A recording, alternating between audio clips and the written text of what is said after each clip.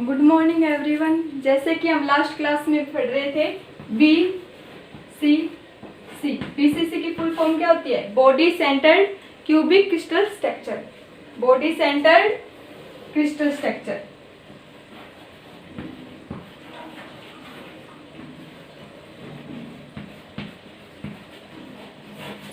Crystal structure. इसके अंदर हमने पढ़ लिया था first coordination number. Coordination number कितना होता है बॉडी सेंटर्ड में? 8। ठीक है। सेकंड हमने पढ़ लिया था relation between lattice parameter A and R। क्या होगा? R इज इक्वल टू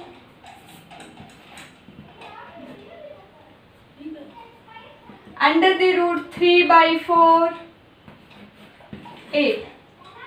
ठीक है। नेक्स्ट पढ़ा था third volume of atoms occupied in unit cell. 1 atoms के द्वारा ऑक्युपाइड यूनिट सेल का वॉल्यूम कितना था? Under the root 3/16 pi AQ। ठीक है। अब हमें पढ़ना है number of atoms occupied in body centred crystal structure. Body centred crystal structure में नंबर ऑफ एटम्स कितने प्रेजेंट होते हैं वो हमें फाइंड आउट करना है। ठीक है। ये क्या है? एक एटम के द्वारा ऑक्युपाइड किया गया वॉल्यूम। टोटल वॉल्यूम निकालने के लिए क्या करेंगे? सबसे पहले नंबर ऑफ एटम्स जो पर यूनिट सेल में प्रेजेंट है वो फाइंड आउट करेंगे और उसको इससे मल्टीप्लाई कर देंगे। ठीक है। देखो कैसे निकालेंगे। क्या है? Number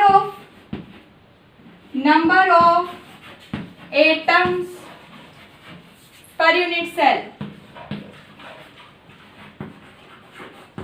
unit cell in BCC। ठीक है। BCC में क्या होता है? आप BCC की स्ट्रक्चर आप जानते हो। 8 तो एटम्स के कॉर्नर पे और एक उसके मिड पॉइंट पे प्रेजेंट रहता है। ये क्या है? एक क्यूब लेते हैं हम। 8 एटम तो इसके 8 कॉर्नर पे प्रेजेंट रहते हैं और एक इसके मिड पॉइंट पे सेंटर में प्रेजेंट रहता है। इसीलिए इसको क्या बोलते हैं? Body centred. ठीक है। अब हमें क्या निकालना है? Number of atom per unit cell. कैसे होगा? आपको पता है कॉर्नर पे एटम प्रेजेंट होते हैं, वो एक एटम्स एक यूनिट सेल में कितना पार्टिसिपेट करता है? 1/8। कितने एटम्स हैं?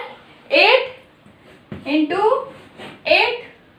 ठीक है। और क्या है? एक इसके सेंटर में प्रेजेंट है प्लस 1 और आ गया। ये कितना हो गया? 1 + 1 इज इक्वल टू कितने हो गए? 2। बॉडी सेंटर्ड की बात करें तो number of atom per unit cell कितने हो जाएंगे? 2। एक तो कॉर्नर वाला मिला के एक और एक बीच में जिसके सेंटर में प्रेजेंट रहता है 2 हो गए। तो नंबर ऑफ एटम कितने हो गए? 2। ठीक है। अब हमने निकाल लिया था ऑक्युपाइड वॉल्यूम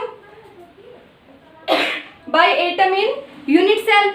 एक एटम के लिए निकाल लिया था। टोटल के लिए निकालेंगे क्या करेंगे? नंबर ऑफ एटम से मल्टीप्लाई कर देंगे। नेक्स्ट देखो क्या हो जाएगा? Total volume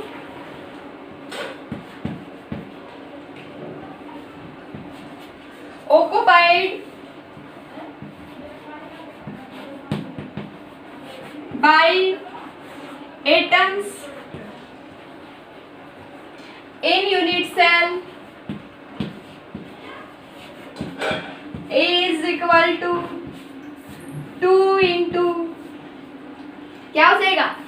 under the root 3/16 pi AQ।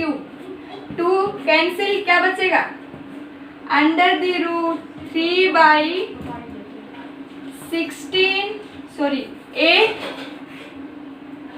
Pi A Q. ये क्या आ गया? Volume of atoms occupied in unit cell. ठीक है, अब हमें पता है यूनिट सेल का टोटल वॉल्यूम कितना होता है। वॉल्यूम ऑफ यूनिट सेल या टोटल वॉल्यूम ऑफ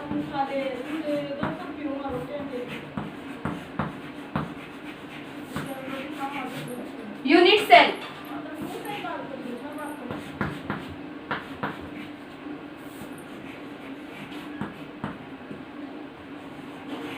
कितना आ जाएगा? A cube. ठीक है, अब हमें क्या निकालना है? नेक्स्ट पॉइंट क्या होगा? Packing factor, PF factor. PF factor क्या होता है? ये नोट कर लिया, नोट करो इसे।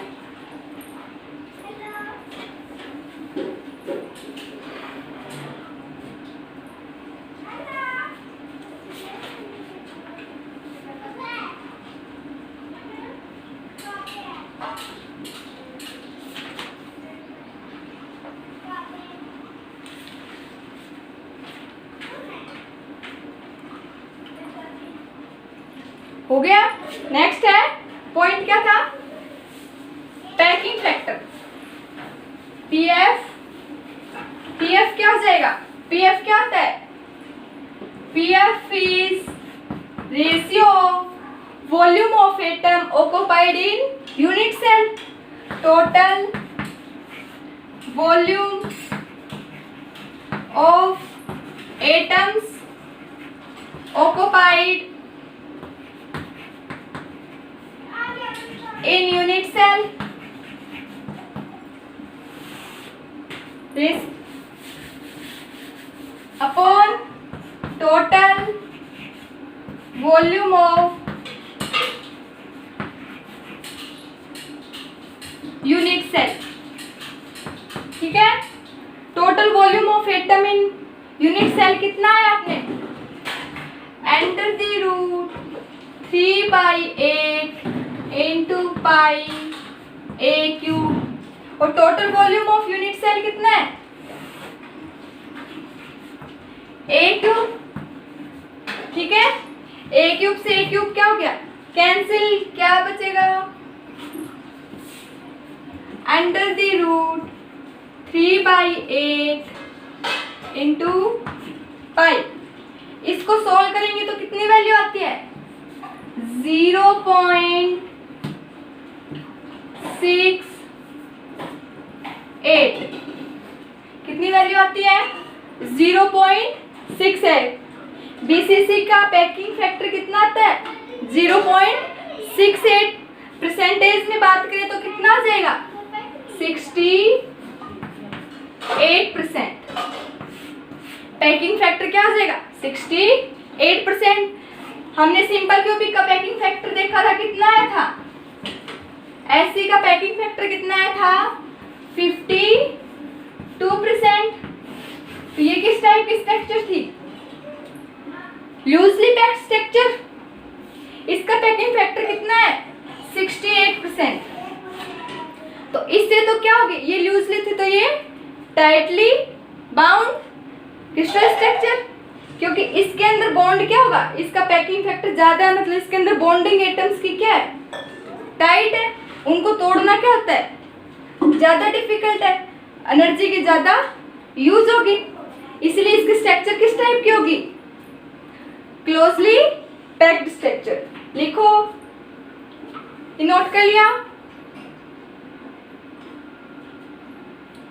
लिखो नेक्स्ट।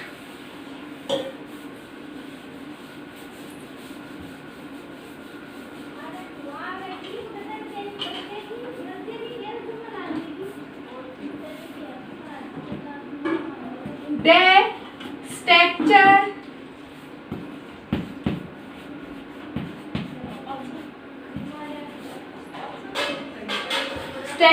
of body centered या BCC is closely packed structure।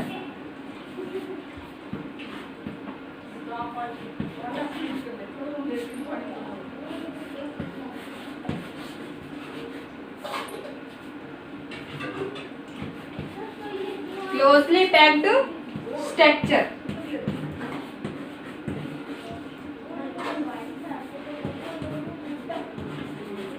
इसकी स्ट्रक्चर कैसे होगी? क्लोजली पैक्ड, मतलब इसके अंदर एटम्स के बीच लेटिस के अंदर क्या होता है, जो बॉन्डिंग है वो क्या होगी? टाइट बॉन्डिंग, मतलब क्लोज। एटम्स क्या होंगे?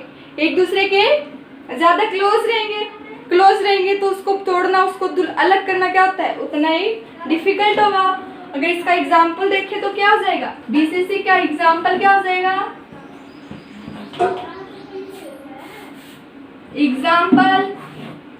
एग्जाम्पल हो जाएगा जैसे सोडियम, क्रोमियम एसेट्रा। ठीक है, नोट करो इसे।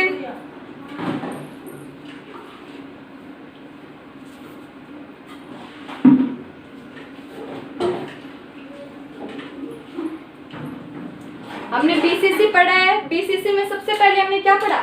बीसीसी क्या होता है? उसके अंदर कॉर्नर पे एटम के साथ प्रेजेंट होते हैं, उसके साथ उसके एक एटम उसके सेंटर में प्रेजेंट होता है। उसके अंदर फर्स्ट पॉइंट क्या पढ़ा था? Coordination number. Coordination number BCC के लिए कितने थे? 8।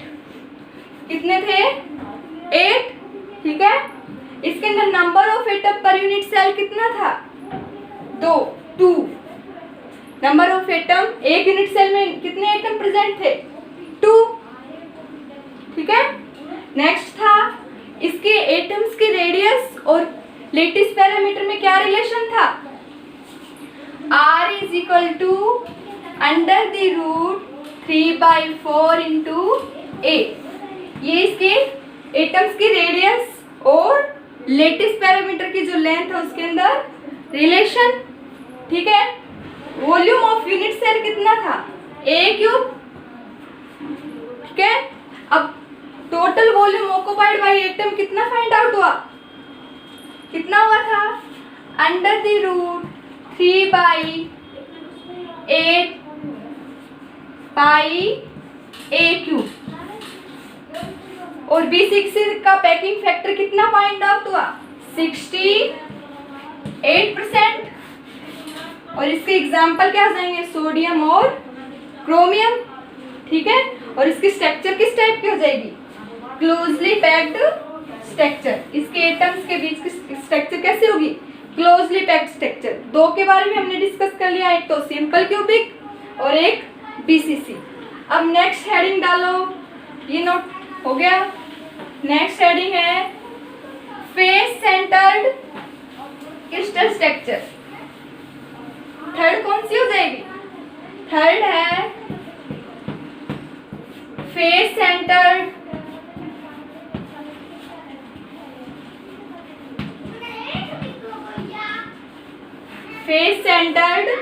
Crystal structure. क्रिस्टल स्ट्रक्चर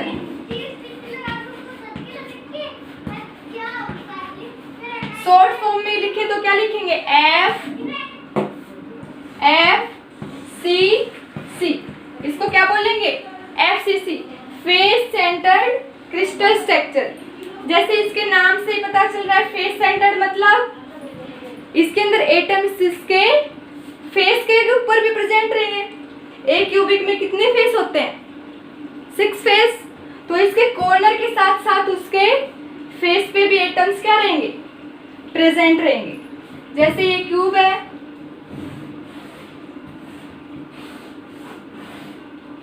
इसमें क्या होगा? 8 एटम्स क्या रहते हैं? इसके कॉर्नर पे प्रेजेंट रहते हैं। और ये फेस सेंटर्ड है तो एक एक एटम क्या रहेंगे? इसके एवरी फेस पे भी प्रेजेंट रहेंगे। ठीक है। तो फेस कितने हैं? 1 2 3 4 5 और 6। एक तो बाहर वाला, एक इनसाइड, लेफ्ट राइट, अप और डाउन, टॉप और बॉटम। 6 हो गए। तो कितने एटम्स और प्रेजेंट रहेंगे? 6 एटम्स इसके फेस पे और प्रेजेंट रहेंगे। Thank you. नेक्स्ट इसके बारे में हम नेक्स्ट क्लास में पढ़ेंगे।